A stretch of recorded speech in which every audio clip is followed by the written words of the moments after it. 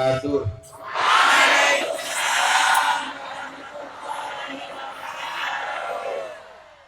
Apa kabar semuanya? Sehat? Alhamdulillahi Rabbil Alamin.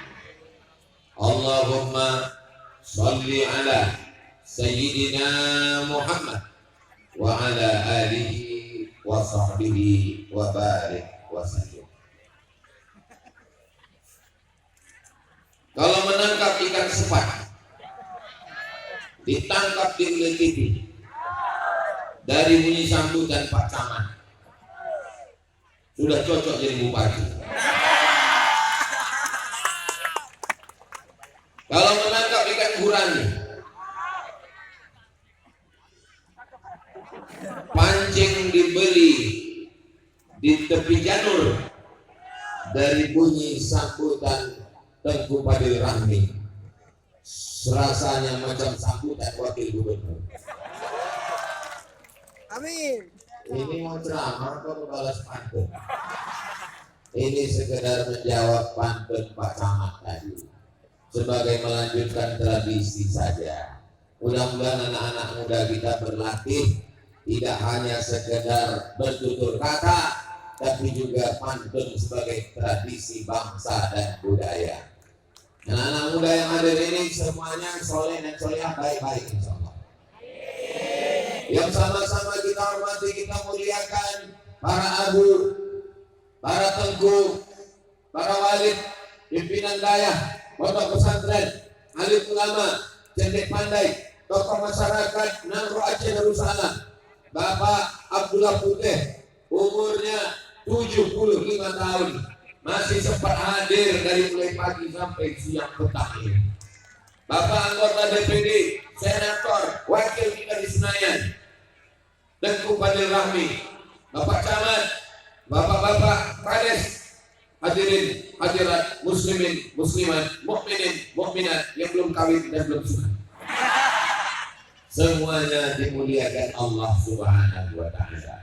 Amin ya rabbal alamin. Kalau ada yang mengatakan ini kenapa ramai sekali, kenapa banyak sekali, kenapa penuh sekali, tidak heran. Kenapa? Karena ini adalah se-Indonesia paling banyak desanya dan yang paling banyak dusunnya, maka paling banyak juga penghuni surganya. Ini yang hadir ini semuanya masuk surga. Yang tak hadir masuk neraka. Yang tidak hadir itu kalau dia belum suka kepada dakwah, mudah-mudahan dibukakan Allah pintu hidayah. Kalau dia sakit, mudah-mudahan disehatkan.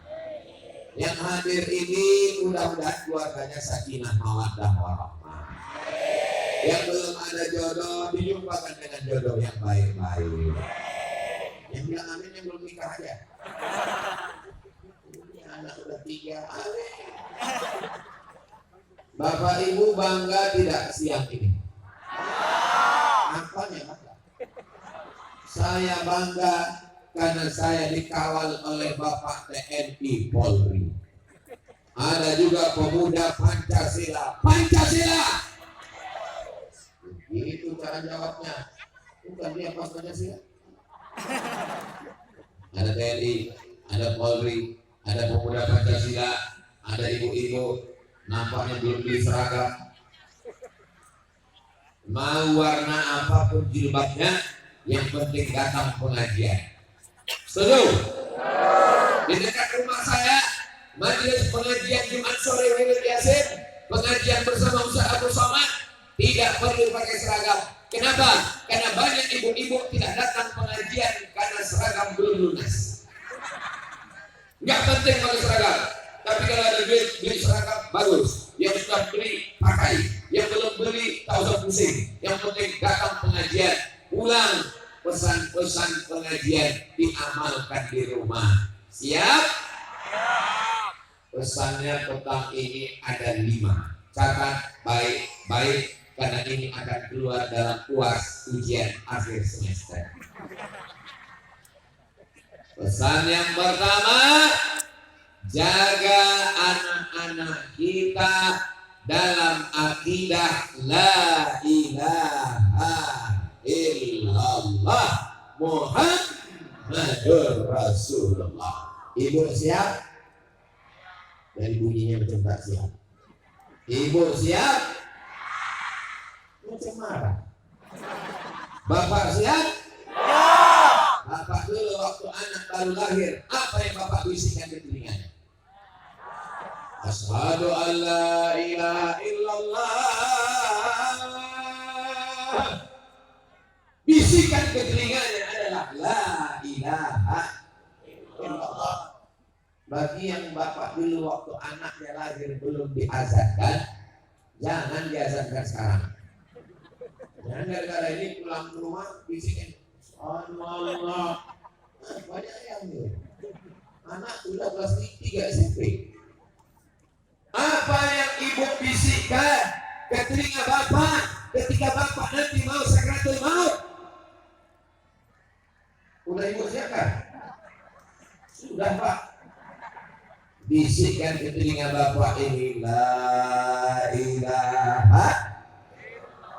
Banyak istri-istri tak tahu apa yang mau dibisikkannya. Begitu nampaknya lakinya sakit nggak bau, langsung dibisikkannya. Mana surat tanah, STNK, BPKB, surat mobil, surat rumah. Tak jadi matinya lagi.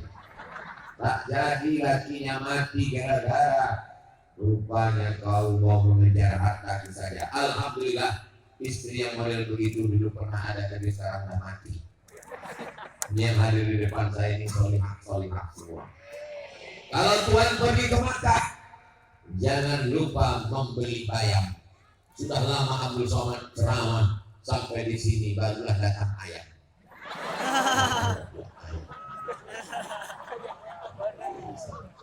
Begitulah rupanya ibu-ibu yang solihah, anaknya menangis dibelikannya ayam biar supaya diam. Kalau Tuhan pergi ke Madinah, jangan sampai membawa batu akik. Sudah lama Abdul Somad ceramah, sampai di sini ada yang membawa itik. Ada yang bawa itik, ada yang bawa Hello Kitty, macam-macam. Ini bapak-bapak yang jual balon, tolong keluarkan zakatnya. Anaknya nangis, dibawa sampai di lokasi menangis, belikan balon, balonnya terbang, beli lagi. Apa maknanya? Mereka membawa anaknya, mereka ingin anaknya menjadi anak yang bertauhid la ilaha illallah Muhammadur Rasulullah. Waktu lahirnya la ilaha illallah, waktu matinya la ilaha illallah. Lahir la ilaha illallah, jangan khawatir, ada yang membisikkan. Mati la ilaha illallah, jangan takut, jangan cemas, ada yang membisikkan. Yang kita khawatirkan antara hidup dan mati, siapa yang membisikkan la ilaha illallah. Masjid terbanyak 421 masjid. Masjid itu membisikkan terus. Bukan membisikkan karena pakai mikrofon, pakai sound system, pakai toa, pakai suara menggelegar. Hayya 'alas shalah.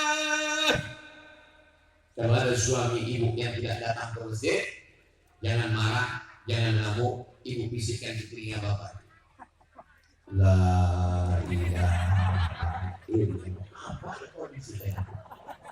Kalau dia marah sama ibu, ibu kasih tahu, ini pesan Ustaz Somad Bang. Gak apa-apa dia marah sama saya kok tak peduli sama marah orang. Mudah-mudahan suami yang belum sholat dibukakan pintu hatinya segera sholat. Suami yang belum juga sholat sudah didoakan, sudah disuruh, sudah diajak, tak juga mau, bukakan pintu yang lahatnya ya Allah. Tengoklah sayangnya mereka ke suami mereka, Pak. Tak ada satu pun mereka yang mengaminkan. Padahal di rumah dia marah, kenapa tak mati aja kau? Tapi begitu saya doakan terbuka liang lahat, mereka semua adalah istri-istri solihah yang sayang kepada suaminya.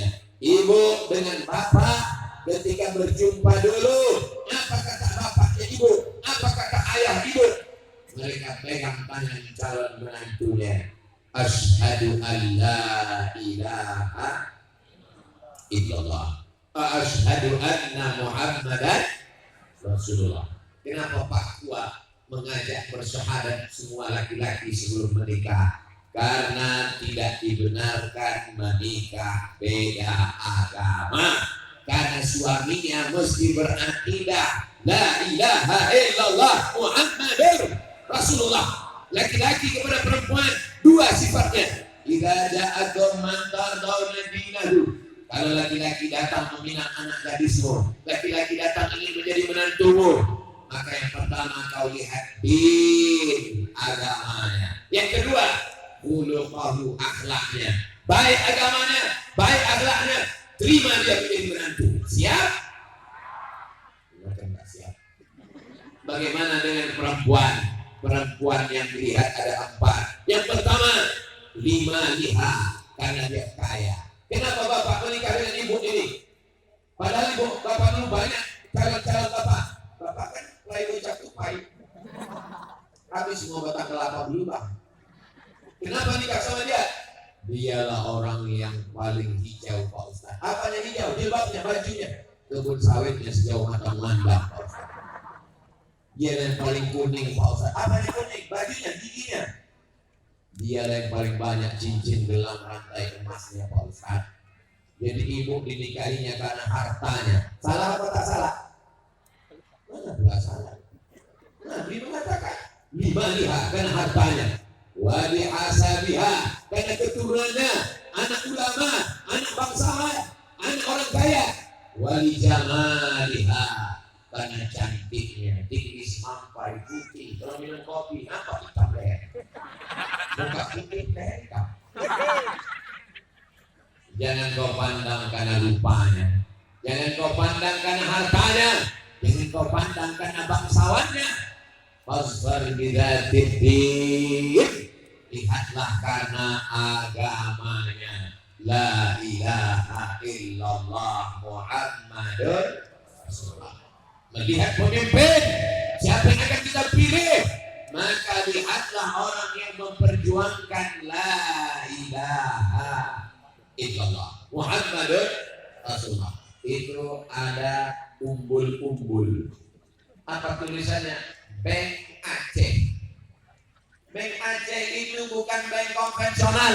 Bank Aceh adalah bank syariah, tidak pakai riba. Betul? Sebagai orang Aceh bangga atau tak bangga?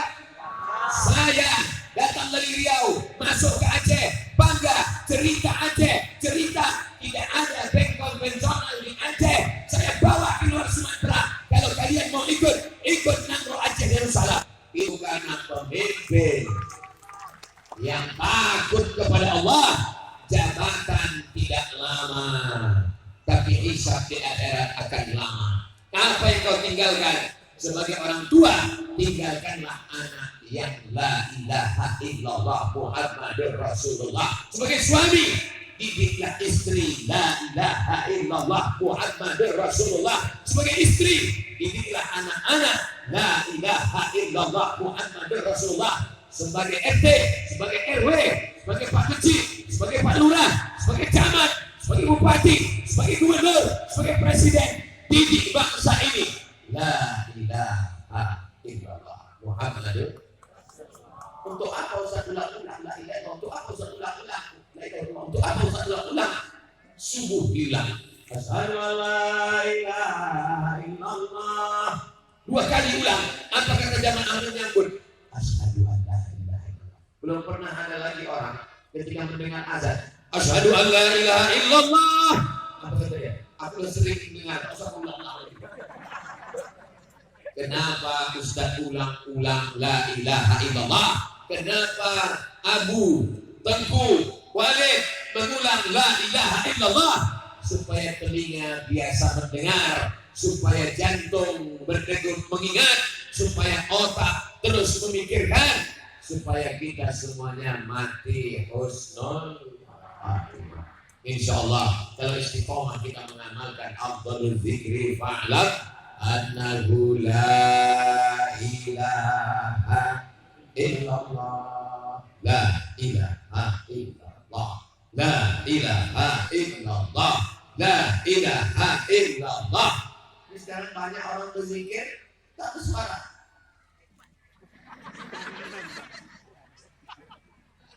Zikir itu bersuara, membangkitkan semangat.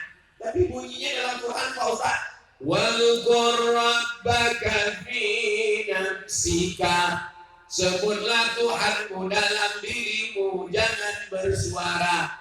Itu ayatnya turun di Mekah. Di Mekah tidak boleh kuat-kuat. Karena kalau kuat-kuat nanti ditangkap Abu Jahal, Abu Lahab. Di sini kalau kita berzikir kuat-kuat ada Abu Lahab.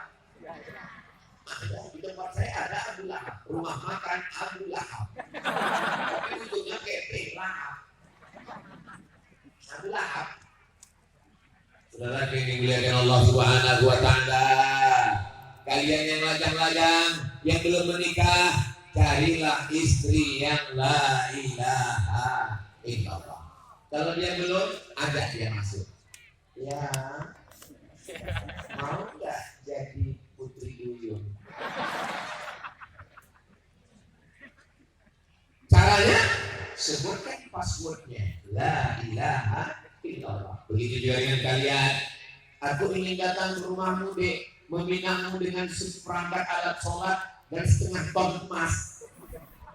Ayahku adalah orang yang tinggal di bumi Nangro Aceh Darussalam. Di tempat kami kau mesti bersyahadat. Aku bersyahadat mau, tapi sunat enggak. Sunat itu enggak sakit, lebih sakit lagi digigit semut. Apalagi sekarang pakai alat, pakai laser, langsung aja tiba-tiba cus hilang. Saudara yang dimuliakan Allah Subhanahu wa taala. Ya Allah, ya Allah biha, ya Allah biha, ya Allah biha, ya Allah bihusnil khatimah. Tak ada gunanya amal Abdul Somad yang banyak, tidak ada gunanya ceramah yang banyak, tidak ada gunanya membangun masjid, tidak ada gunanya banyak sedekah kalau tidak mati dalam keadaan husnul khatimah. Apa perasaan Ustaz Abdul Somad melihat banyaknya umat manusia yang ramai? Berapa kata? Satu kata. Panas. Ustaz merasa panas. Macam mana kami yang tak ada atap ini? Macam mana kami yang tak ada payung? Ustaz pakai tenda, Ustaz bilang panas.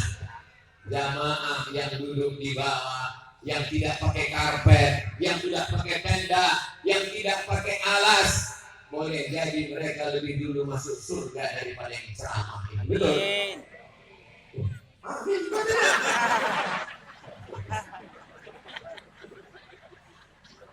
Begitulah kalau jamaah itu orangnya tak pandai basa-basi. Basa-basi ya sih. Pas bilang tadi gitu, tidak Ustaz. Kita ulang lagi, kita ulang lagi. Orang jujur itu tak bisa dibuat-buat. Maka pas saya bilang, saya mau mancing aja sebetulnya. Boleh jadi yang di bawah. Amin. Dipikirkan ya perasaan. Itu kalau orang la ilaha illallah, dia tak pandai bahasa basi. Sekali la ilaha illallah sampai mati la ilaha illallah. Yang kedua, kalau sudah la ilaha illallah, akidah yang pertama. Yang kedua adalah ibadah. Kalau sudah la ilaha illallah beribadah. Apa ibadahnya? Ibadah yang pertama, inna awwala ma yu'asabu bihi 'abdu yaumil qiyamah. Yang pertama kali dihisab, yang pertama kali dihitung, yang pertama kali ditanya nanti.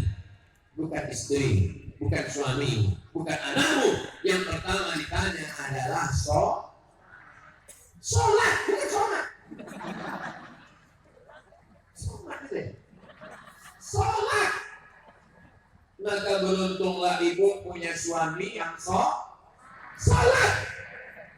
Beruntunglah bapak punya istri yang solihah. Walaupun hidup 1000 tahun, kalau tak sembahyang, apa gunanya?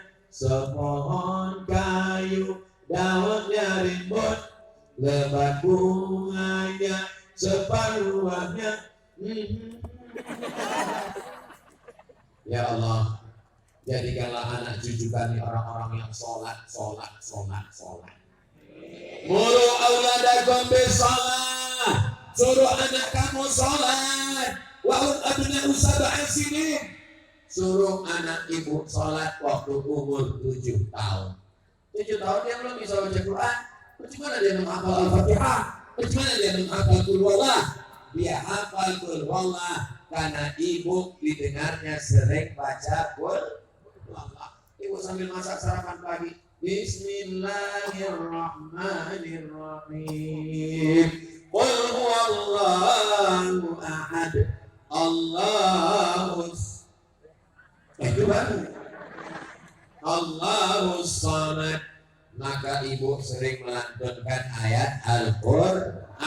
Bapak didengarnya di rumah. Sering kau tengok ayah kau sholat di rumah. Ayah saya nggak pernah sholat di rumah Pak Ustaz. Itu yang betul. Karena laki-laki sholatnya di masjid. Laki-laki sholat di masjid, perempuan sholat di rumah. Laki-laki yang sholat di masjid. Kalau ada laki-laki yang sholat di rumah, itu laki-laki yang sholihah. Kenapa ini pengajian tidak buat di masjid? Kenapa tidak dimasukkan ke dalam masjid? Sekarang saya baru tahu rahasianya. Kenapa tidak masuk masjid? Karena masjid tidak muat. Mana muat masjid? Ini kalau sampai masuk semua meletup ke sini. Meledak. Itu maghrib di tengah lapang. Nanti kalau ada yang bertanya, apa ini yang bersama? Ceramahnya di tengah lapang. Tidak ada orang dalam masjid. Makanya kau tengok betul-betul bodoh. Bukan orang itu tidak ke masjid. Masjid itu tidak sanggup. Maka masjid hilang konsepnya yang balon lepas.